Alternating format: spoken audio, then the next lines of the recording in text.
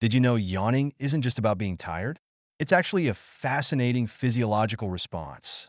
When we yawn, our brain is trying to cool itself down. That's right. The deep inhalation brings in cooler air, and the stretching of our jaw increases blood flow to the brain.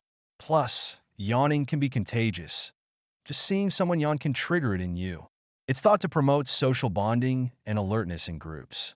So next time you yawn, remember, it's not just boredom. It's your brain's way of staying sharp.